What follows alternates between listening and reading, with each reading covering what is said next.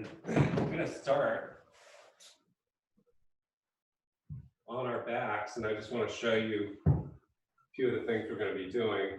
If you have a strap, go ahead and take it. And we're going to be doing 3 bridge poses, maybe 4. One without the strap, the other one putting the strap around the shins like this, just showing you upright so you know what to do, and holding on the ends of the strap as leverage. The other one will be doing bridge with the strap behind our back, stretched out, pulling on the strap with the knuckles to the sky. Okay, and finally, the last one will be to take the strap overhead like this, go back behind us as we lift the hips. Okay, so let's give those a try and go ahead and get comfortable on your back. And before we start the bridge series, let's hug the knees into the hands and just massage the low back a little bit. You can roll from left to right. You can make little circles in the sacral area and the kidney area. I did a whole class from my Wednesday night group this week on catering to your internal organs, just getting in touch with the comfort of the lungs, the heart, kidneys, the digestive organs, the brain, and just kind of tapping in, checking into the inner part of the body. Whereas in morning class here, go ahead and drop your feet down for a second and get ready for your first bridge just by first inhaling, letting the low back arch, hips move away, and exhale, rolling it back toward you before we even lift the hips. So mostly in the morning classes, we're working with muscles and bones and coordinating with breath, but not so much thinking about, are the lungs super happy or the digestive organs happy? And most people who frequent gyms or do a lot of physical fitness things pretty much go at it from a muscular perspective, like what can I do? And it's, again, by and large, performative. By that I mean trying to perform a physical action and compelling the body to do it. Nothing wrong with that, but sometimes the organs get left behind. So as you let your hips lay steady for a second, bring the soles of your feet together, let your knees wing out, Supta Baddha Konasana, place the hands on the abdomen, take a few breaths just to acknowledge that you do have these things inside your body, a nice digestive system that's trying to work for you to convert food into energy. Place your hands in your heart and just tune into the heart, trying to do a nice job of pumping the blood out into the limbs. Slide the hands to the rib cage, a little lower down. Acknowledge the lungs, the breath coming in and out of them. They're trying to filtrate the air and collect some oxygen for you.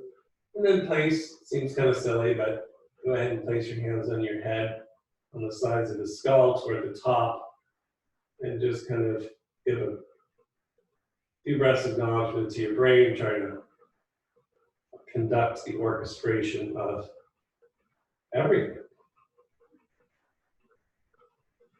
Okay, so let's not forget about the secret forces inside the body as we now bring the knees straight up to the sky, get ready for our first bridge, palms to sky, no strap yet. Inhale, roll the palate of the collarbones open, spread the shoulders back, exhale, Draw the hips up and breathe. And then you can lower down, inhale and exhale. Come up. And let's just let the breath and the motion work together for a little bit. Hips lower, inhale, you can even look behind you, arch the shoulders back, exhale. Don't jam the chin to the chest, let the chest spread open toward the chin. Relax the throat, and we're just moving up and down. You can even rock your feet, toes forward to the mat as you come up, and then pull them off the mat back toward you. So you're on your heels as you feet behind you. Inhale, exhale. So it's not exactly arch and curl, as we were doing moments ago, but there is a little bit of this aspect to bridging. The tailbone wants to kind of curl and lengthen. And just take a few more and try to acknowledge or see if you're gritting your teeth, your jaw, your tongue, your eyeballs, your brain. Now stay up for a few breaths. And sure, engage the necessary muscles around the outer glutes, the hammies, tone the deep core. And then just open your mouth, give a big and then come down. Let the arms sprout straight out from the shoulders. Inhale, little arch to the low back, and exhale. Drop the knees over to the left, and let the head subsequently roll right. Inhale, knees through center, drop knees right, head left, and just start to spiral your own pace. The knees one way, the head the other, and all these movements could be treated from a muscular skeletal perspective. What are we doing anatomically?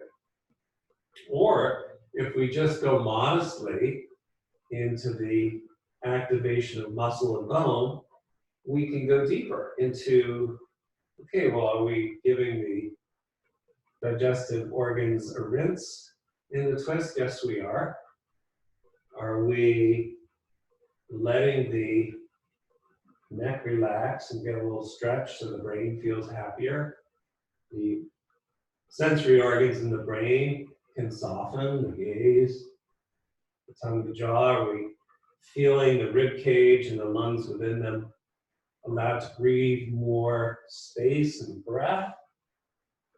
Yeah, so deeper levels. Now we're going to take our strap. Before we get going in bridge number one, hug the knees into the body. Again, find your strap or towel. Now we're going to loop the strap around the shins and hold one end of the strap in one hand, the other. And slowly pressing the shins into the strap, lower the feet to the ground. Keep holding the strap now, your arms long like a penguin, and roll the inner wrists to the sky with the shoulders back. Inhale, then exhale, up you come.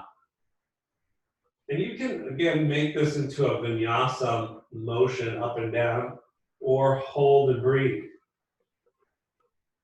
So you're pulling on the strap with long arms, you're pushing the shins forward. It's going to engage the hamstrings, the outer glutes. It's going to push the feet into the ground. But then get comfortable. Relax the upper shoulder blades just a little. Relax the upper neck. And just work the leg strength here. And then come down. Hug your knees into your body.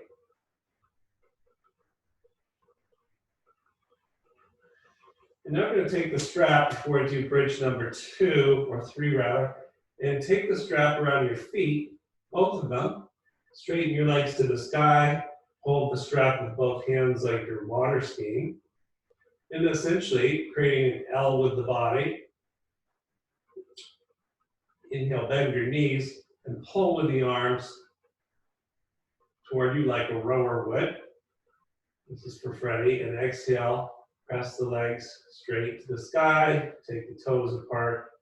Inhale, rounding, crunching into a ball. Knees can come apart a little bit as if you're coming into a Supta Baddha Konasana or a Kurmasana. And then exhale as you straighten, push into your strap. And just working the legs a little bit. And then you hold them straight as much as you can. Arms are long. And just toning the muscles to the bones and the legs. As you do this, since we're adding another layer of awareness today, try to feel that although the legs are strong, core, deep core strong, that your upper body, where most of your organs lay, encased, is happy. It's not straining too much. So roll your head from side to side and enjoy the movement of straight legs. Bend your knees and guide your feet to the ground. This time we're gonna, a little trickier, we're gonna get the strap in one hand, so the right hand. Inhale, roll the shoulders back for bridge. Exhale, come up, and then just sling that strap under your back without looking at the screen, and get the strap into your hands in an airplane pose configuration underneath your lifted hips. Let's just gently start to pull on the strap. And you don't have to lift your hips very high, but tone your outer glutes, tone your deep abdominal core, flattening your low belly. And then breathe, and just gently drawing into the shoulder blade tips. Again, you could come up and down. Exhale, hips down. Inhale, pull on the strap and lift. So I'm leaving that vinyasa option open to you. Okay, so then you're gonna, as you come down, slide the strap out. And once again, we're gonna pull the knees into the body, give it a squeeze. Just to make sure the low back hasn't been overextended. I'm gonna take the strap around the feet again and take the legs up to the sky, holding the strap.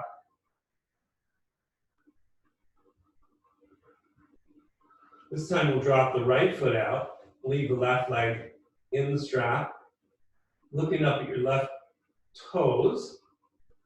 Inhale, bend your left knee toward your left shoulder. Exhale, kick and straighten only the left leg to the sky. Now you can do this several times. And if possible, you can also slide your right leg long along the floor and work an L shape with the legs. But if your low back is cranky this morning, you're going to keep your right leg bent as you pump into the left leg. Last time, you're going to really extend that left leg strong up into the strap. But once again, try to soften your arms, your grip, your shoulders, and isolate the stira, as we call it in yoga, the strength, only to the muscle and bone of the leg. And then let the lungs breathe, let the heart beat, let the throat relax, so that you're actually able to move into an observant state of mind. Okay, so let's bring the right foot up into the strap to join the left for a moment, and then slide the left foot out. Put it on the ground. So now you've got only the right leg straight into the sky, and then the hands gently pull on the strap ends, and you bend your right knee on inhale, and you straighten your right leg on exhale. Just pumping it up to the sky. And again, if you have the flexibility to straighten your left leg along the ground, you do so. And just waking up your morning body here. And the trick in yoga, again, is you're working on multi-planes. So as we straighten the right leg, as we breathe, lengthen to that right hip, knee. We're thinking all muscle and bone. See if you can then return your part of your attention to the calmness of the upper body, the torso, the organs, the nervous system. And so we can work strongly secretly in our yoga practice without all this moaning and groaning and grunting that you see people do in efforting yoga or any other activity. Okay, so now we've stretched the hamstrings a bit dynamically. We'll put both feet up in the strap. Once again, press both legs up to the sky. We'll lower the tailbone forward toward the mat in front of us. We'll lean the shoulders back.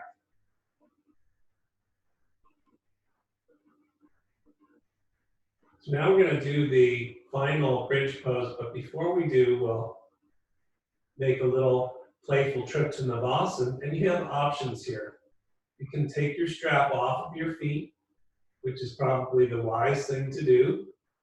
You can hold your knees and rock and roll up to seated, holding your knees, but those more advanced can keep the strap intact, bend your knees, start to pull the feet as if behind you toward plow, and exhale, roll up with the strap still around the feet. Okay, then you've got your tricky way to get into strap assisted Navasana. Now, if you wisely opted to hold your knees and come up, then you can just be holding your knees, lean back, lift up to your Navasana here. If you've got the strap, there's a number of games you can play, and one is to just take the strap around the feet again, pull back on the arms, and the rowers like this because after all, it is boat pose, and they're very familiar with this motion. And you could even kick the legs straight, lean the shoulders back as if you're completing a rowing stroke. You have a stretchy strap, you can even pull it back, engaging your lat muscles. But again, what's happening in the organs? Are they still able to work for you, or are you putting them into some sort of a distress? So just something to think about, and then we'll lower the feet down and cross your ankles in Sukhasana. Before we take that fourth Setu Bandhasana, bridge pose, take your strap and cross-legged and just bring it overhead and let the hands pull on the strap, let the shoulder blades start to slide down the back of it. So relax your upper neck muscles, your trapezius. It may help to pull the fists toward one another. Roll the fists, the knuckles toward one another. And then breathe. So again, fill the sails of the lungs. I often use that comment metaphorically to acknowledge that the lungs are actually helping to help the muscles of the rib cage expand. So when we do our bridge pose, essentially what we're going to be doing, if I were to come back to Navasana, is a motion similar to this. Okay? So the arms are going to go overhead, hips are going to lift. So let's give it a try. Roll onto your back. I'll show it first if you're confused. And it presupposes all the work we've done so far in the other bridge poses, so that when the hips come up, the feet and shins are pushing forward. So I lift the hips up, I lift the arms up, and then I exhale the strap behind me. Pretty wide strap. I roll the shoulder blades in toward one another. I tone the core. No looking at the screen. And this is an advanced Setu Bandhasana. Exhale, come down, bring your strap back where you can see it. You go ahead and pull your knees toward you so that your shins are hovering. So now we're on the back. We've got our strap in our hands. And that's in eye level. And we're like a upside down dead bug. Inhale here. Exhale, you're just going to drop the knees a little to the left and the strapped arms to the right. Little abdominal work and twist. Inhale to center with knees and strapped arms. Exhale, knee drop right and head and arms drop left. So you get the picture. You don't come up and take a peek. And all I'm doing are these little cross twists. You can do about 200, Janet, or maybe 2. And so what I want you to feel is that even though we've got this strap which encourages attenuation, relax the arms a little bit and just work the appropriate muscles required for the motion. But everything else is pretty chilled out, and it should be obliging to the rest of the body. If it's not, you have to forget about it. Do something else. Go skiing. All right, so let's take the feet down. I'm going to take the hands, dismiss the strap. We're going to take our hands now, scoop them under the base of the skull. And as you rock your hips forward, your low back arches slightly, and you get a little stretch behind the neck. Exhale as you flatten your back. Just float your skull up 2 inches, assisted by your fingertips behind your skull, like a mini crunch, not much. Drop the head down, rock the hips forward. Inhale, chest lifts, shoulder blades slide together. Exhale, flatten your back and just peek up toward your knees. So you get the picture, we're just working a little more abdominal core. And again, we're working. We are doing our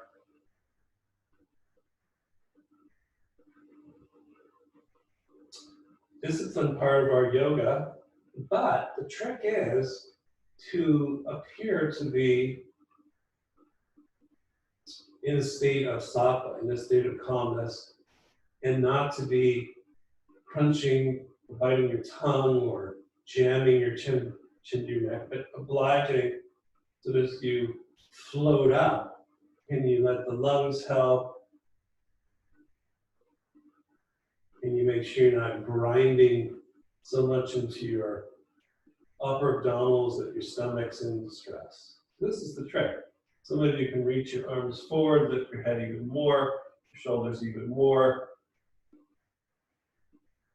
Some of you can straighten your legs and come all the way up to seated. Otherwise, rolling off to the side, come up to seated, and we'll come to hands and knees.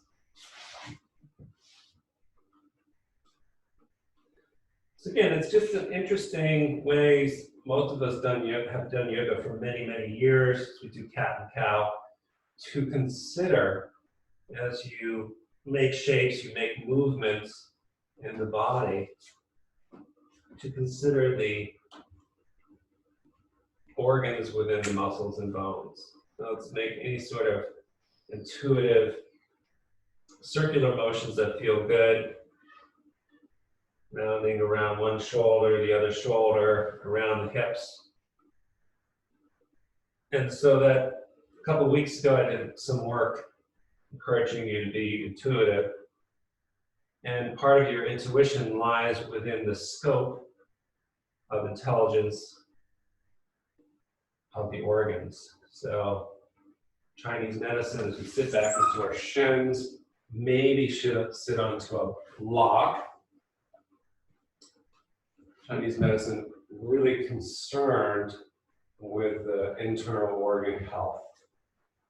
And the meridians, acupuncture meridians, all being associated with lung, heart, etc. So the heart channel would be in the inner arm, for example. So you can add that level of awareness to your practice in a very simple way of taking the time before and during and after you launch into postures and movements to just check in.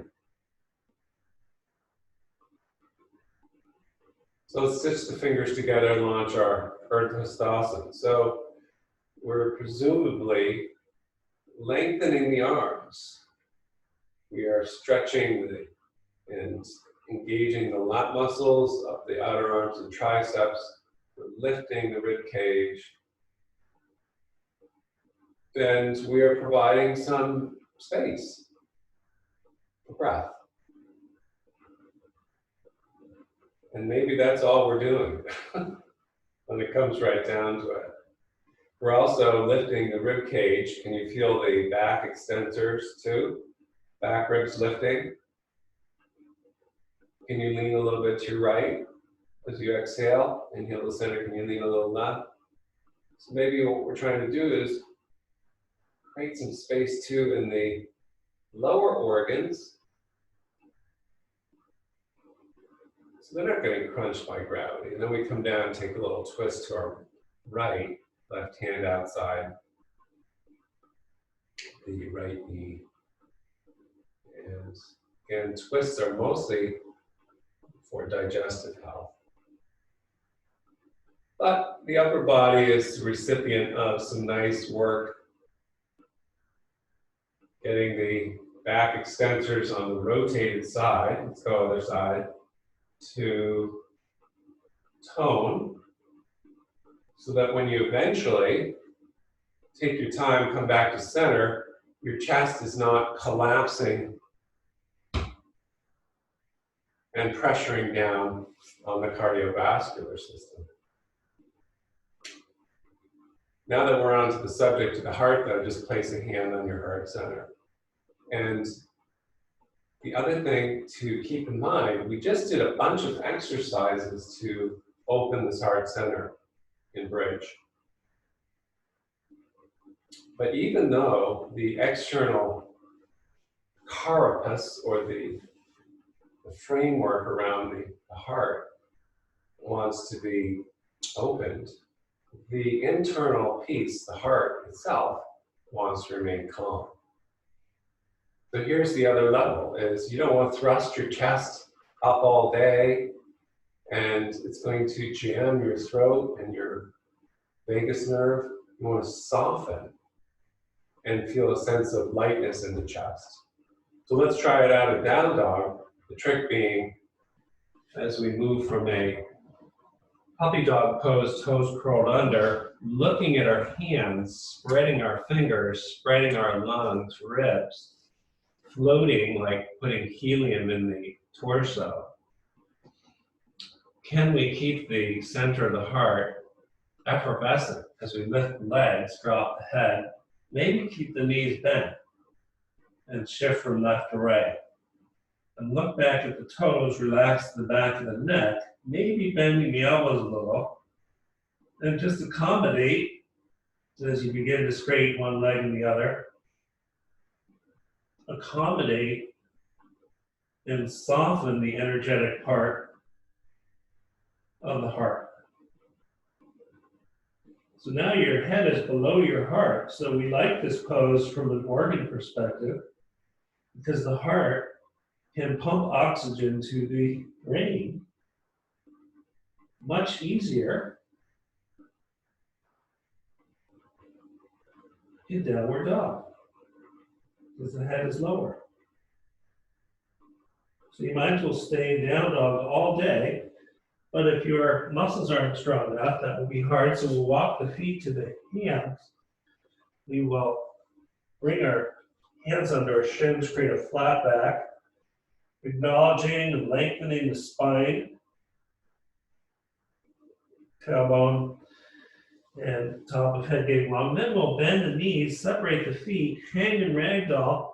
And once again, we've got a heart pose, heart to head pose, where the heart softens. The chest is almost concave here, notice, at least as we hang in ragdoll, that the heart can pump blood to the brain. Here's your inversion. Don't need to stand on your head to get the benefits of an inversion. So a forward fold is not just about stretching the heck out of the backs of the legs. It's about giving some relief to the heart center allowing the blood to drain to the brain. Let's come up with a rounded spine, bent knees, and here we are, Tadasana. So you come to the front of your mat,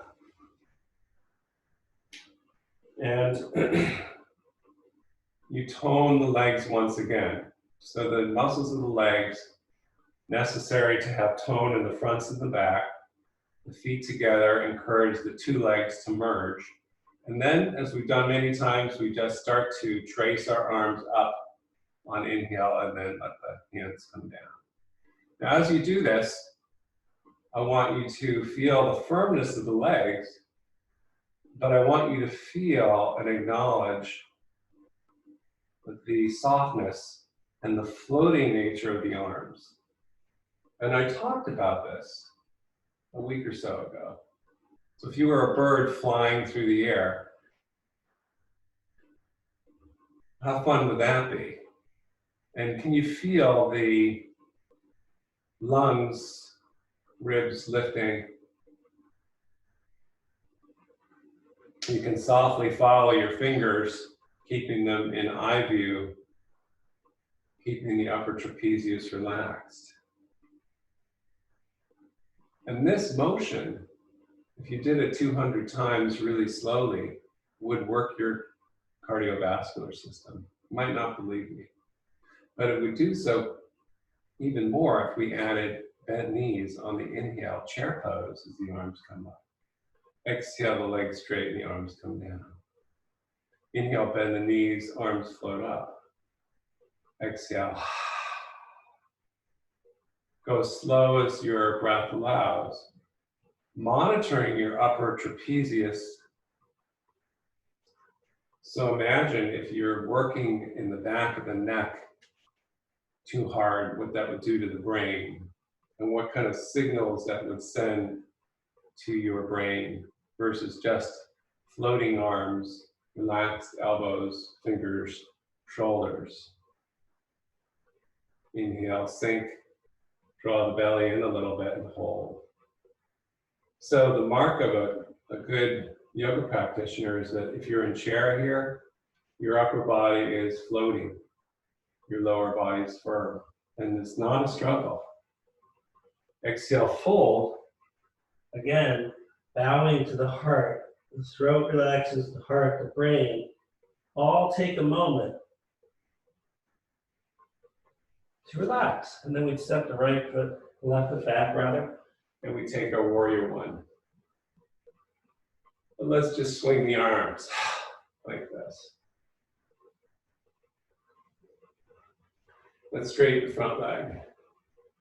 Inhale, sink the arms down, sink the leg down, arms up, exhale.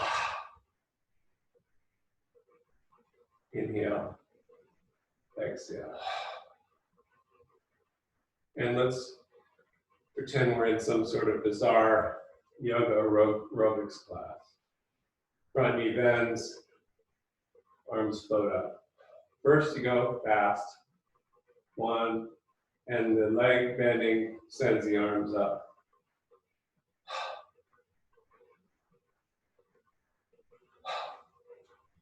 Why are we swinging the arms? Because they don't want you to use your upper traps. And then you sink down, you hold and breathe, but the arms have a quality of lightness. The heart has a quality of lightness. The lungs have a quality of lightness. Even if I were to show off and say, well, I could go right into a warrior three here, I'd have a quality of lightness in the upper body. And the quality of lightness, place the hands on the heart for a second, allows you to do these more extraordinary postures. Step the feet together, try the other side. Again, it all starts with the arms lifting, the knees bending. Exhale. And monitor inside your body. Nice spreading open of the kidneys as they sink. Kerplunk. The low back, the kidneys dropping, distending, not overarching your back and squeezing the heck out of your low back and your kidneys. so that the low back is really happy to drop. The heart is floating. And then you hold and breathe. And then you fold. Again, your heart softens, your jaw softens, your brain. Feels good. Then the right foot goes back, heel in warrior one. And you come up, you take a shot at it. And it's all muscle and bones. But then you just swing the arms to give it up. Straighten the front leg. As you inhale, the front knee bends, the arms float up. Exhale, swing. And just do it fast a few times.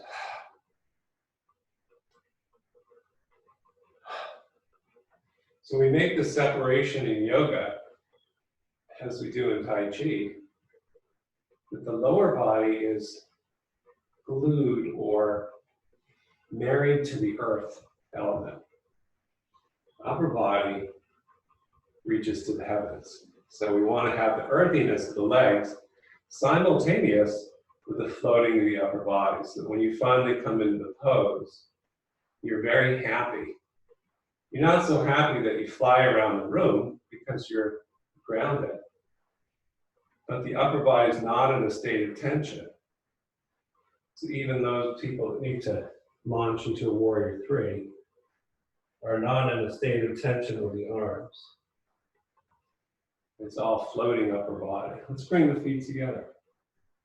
Let's step out to the left. And now we're just going to bend one knee, bend the other, and start to go into that spiral pattern. Once again, letting the arm come across the body, letting the waist turn. So this is digestive stuff. It's getting without going into fancy yoga techniques of Nauli and stomach churning, which are bizarre methods of moving your digestive system. Just do this every day. You could twist on your back, but being upright is good because things want to go down eventually. And so you're acknowledging that. But let's take the right toes forward, kick the left heel back. Let's take our warrior two pose. Now, how are the arms? Can you bend your elbows a little bit? Can you open your armpit ribs? Peek down at your frontal ribs. Can you let them relax? Let's take your hands to the heart for a second and just drop it like an anchor down to the tailbone. Then let the arms float up. Exhale, place the hands on the heart. Inhale, lungs, bring the arms. Exhale. So again, this may sound a little bit weird, but when you start to tap into these internal organs, the arms are just a pair of lungs. They're lung accessory. So instead of earrings, they're lungings. They're hanging on the lungs. Let's reverse warrior inhale and side angle. Tone the back leg. All the muscular elements you know in side angle you've done a million times, but today try to extend through the left gut. So right here, the left, the descending colon. So I'm going to brush it. But if this pose is actually a massage for the digestive organs, wouldn't that be a weird concept? Inhale, come up, feet to parallel, turn the left toes out. Warrior two toward the back of the mat. And you can sink the legs as long or as low as the muscles and bones can coordinate, and acknowledging that the kidneys don't want to get pinched. You're not jamming the low back, right? The kidneys, how are they doing? And then the heart. Soften it. Don't make it heavy, just soften it. And then up come the lungs and they lift the arms. Exhale to the heart. So when you see people doing Tai Chi and so forth, it seems like they're not getting any exercise. But what they're doing is they are moving inside the body and working with the internal organs, the energy systems, keep you calm. But we can do this in yoga too.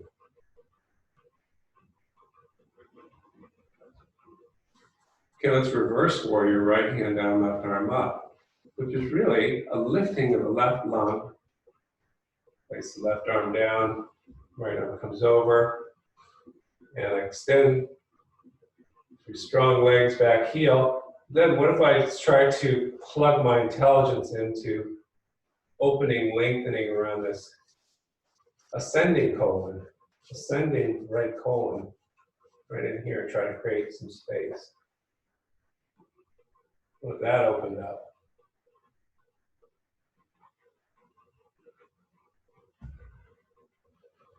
You'll come up, feet to parallel.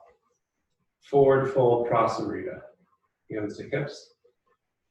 The lungs fill, but the heart remains soft so that it's not an egotistical posture. Hands down to blocks or floor.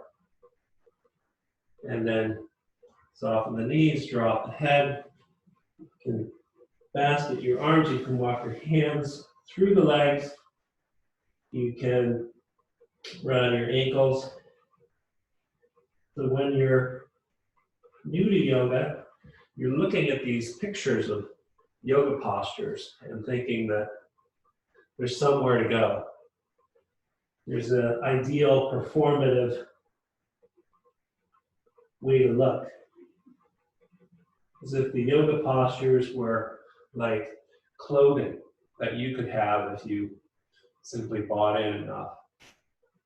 Then you get a little further on, you're like, well, this is the body I've got, and I'm going to work with it in a humane way, in a careful way. And so when the head is dropped below the heart, how wonderful is that? You just let that drain, you get a nice stretch of your spine. Relax your shoulders, relax the back of the neck. Legs can remain strong. And I can start to sense things in this forward fold. When I come to a flat back, bend the knees, take one hand to one knee, other hand to the other, and stand. Turn the right foot forward again. Warrior two. How's it feeling with the floating ribs and lungs? So let's straighten the front leg, and we're going to prepare for triangle pose. And we'll let the arms and the lungs get even a little more glorious. But as we get a little more glorious and lifted through the arms, we have the same opposing grounding force of the legs. So even though the legs are straightening, the feet are planted firmly, and then we ground.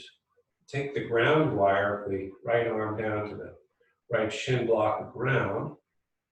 Take the left hand to the low back and the kidneys to make sure they're not getting squeezed like a couple of lemons. And we take and lengthen the kidneys back, brushing my left hand and my lumbar. Sure, I'm engaging the legs. I can look down with the head. I'll take the time. And then, with any luck, the lungs start to feel, once the legs and low back are happy, and the kidneys are happy, the lungs start to fill and lift and rotate. And maybe the left arm comes up. Ah.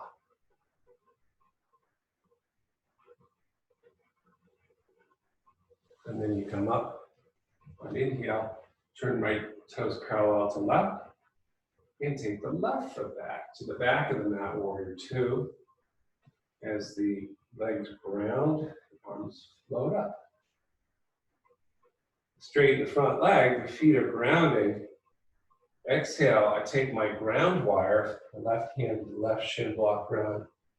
The right hand is also grounding the right low back in particular, down through that right leg into the right heel.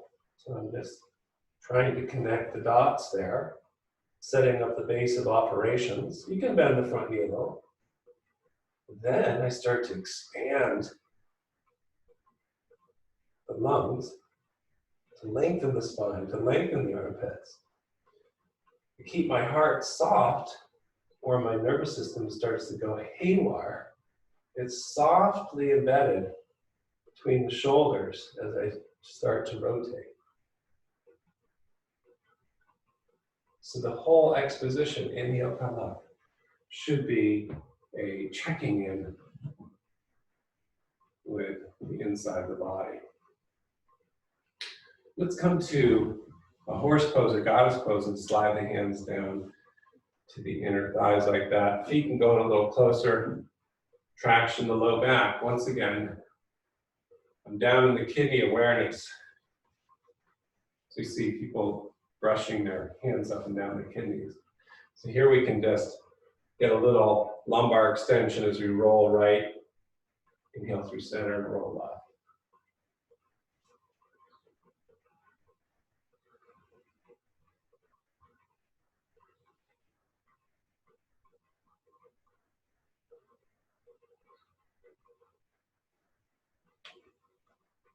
And then let's go ahead and turn to the front of the mat, set the feet together. Let's come down now and take a Malasana squat. If you can't do that, you can be in a chair, you can sit on a block, which I'm going to do, high block, and you have a seat. So almost in any posture you can name, you could go through the process I've gone through today. In fact, as you go about your day today, it'd be interesting to just say, okay, low back kidneys, how are you doing? Brush them. Lungs, and ribs, how you doing? Right, like you're in the shower. Heart, how you doing? Soft, throat relaxed. Again, doesn't mean a collapsed heart. It means it's just soft around the vagus nerve. People down in Malasana Classic, elbows inside the knees, palms together, which is a mudra designed for the coming together into that heart center. So again, we could struggle here. We could fly into crane pose and crow, all these things. But without the preliminary acknowledgement of the inside of the body feeling good, the organs, you're wasting your time. So if you want to fly into crow, away you go, but how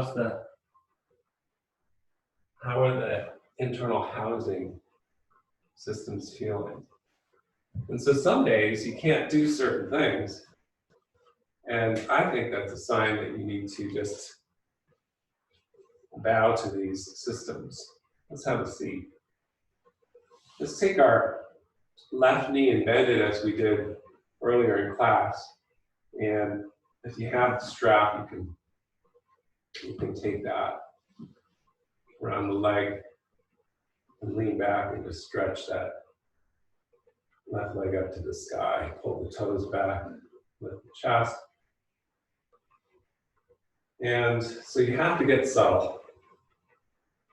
Even here, the temptation for those of us who are athletes is to pull as hard as we can on the strap, to push as hard as we can through the leg. And what you want is an integrated experience with the inside the body we have. But can you take your strap ends only into your right hand, put your left hand down near your hip, just behind it like this. Float your heart up, your chest up a little, keep your nervous system soft. And just start to rotate your chest a little to the left. Maybe even draw the left foot over to the right a little bit like that.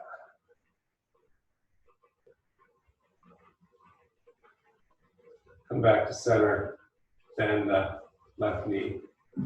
Slide the foot forward, bend your right knee, strap under the foot, up it comes. Maybe your leg looks more like this. And breathe. So think about things expanding, creating space, creating calmness inside the body, breathing into it as being the main principle. Then we take the left hand of the strap ends around that right foot. Right foot down to your hip. It's a stilt that helps you keep the right side of the spine lifted. Then you start to just rotate a little bit with your gaze to the right. Maybe draw the right leg over to the left a little bit.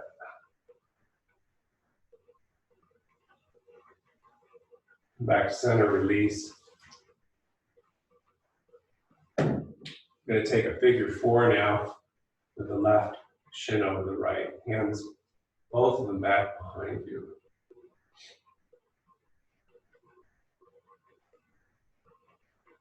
You could bind around the front shin, or go through the leg to get there.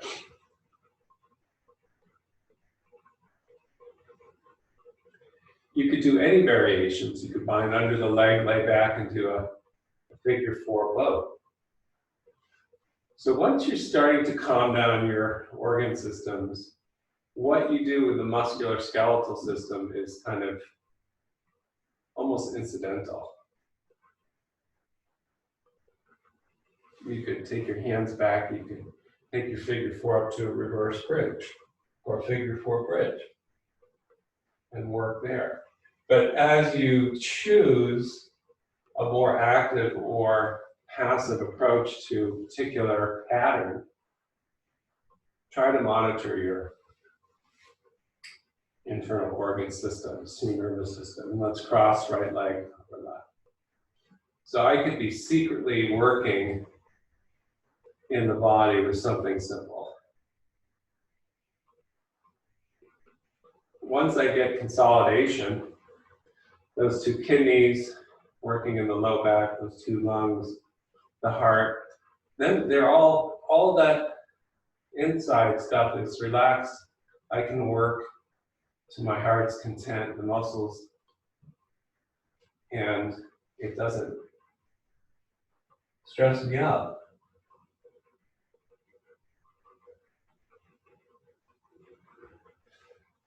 And then release.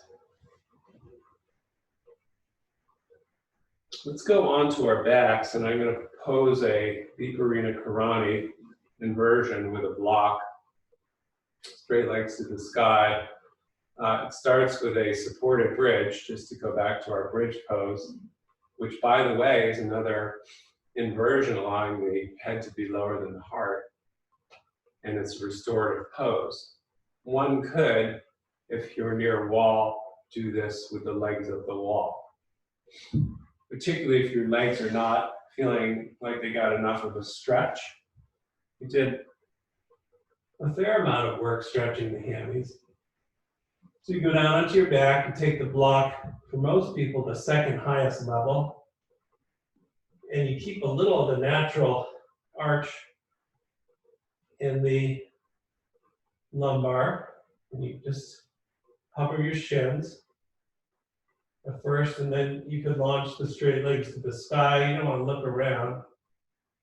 And if this is too hard on your hip flexors to keep your legs straight, that's where going against a wall, or even I've shown you in the past, laying your bent-kneed calves on the seat of a chair could work. But otherwise, the legs are once again toning a little bit. And the ground becomes, or the sky above you becomes the ground, into which the legs are trying to move toward, as if someone were drawing your ankles up. And the rest of the body the spine hangs and distributes back down.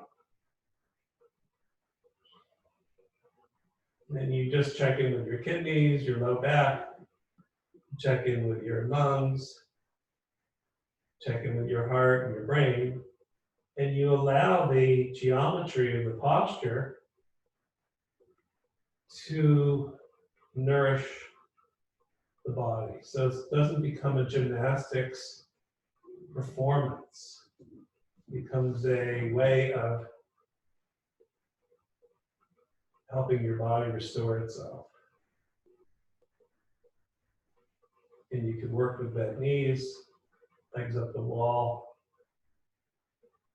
But the upper body has to have a quality of relaxation, just as it did when we did our standing poses.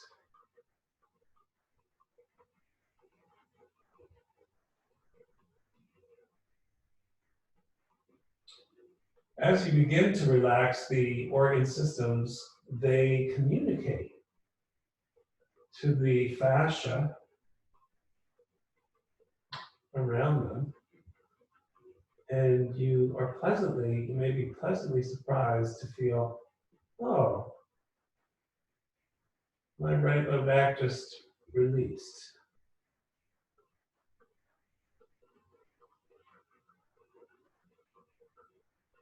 Now be careful coming down. You can take one foot down, the other foot down off the block, lift the hips by toning the core a little, and then lift the block out. Stretch one leg forward along the mat, the other leg. Toes splay out, arms splay out. Maybe adjust the back of the skull a little longer with your hands. And take that moment, take those minutes in Shavasana to come back in. You can take your hands to your low belly and just relax that.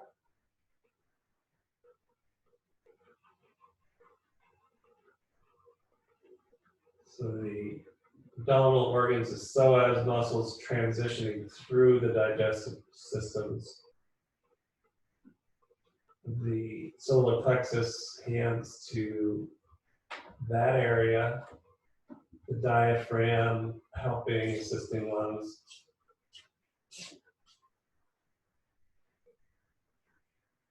Imagining that process and not interfering with it. Hands to heart and softening there.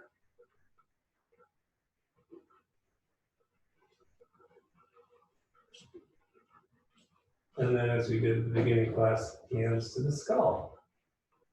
And just give a little, head a little kind of rocking. And cradle, feel the brain cradled inside the skull, relaxing the brain. And doing that, or even thinking that, relaxes the fascia around the skull, the eyes, the tongue.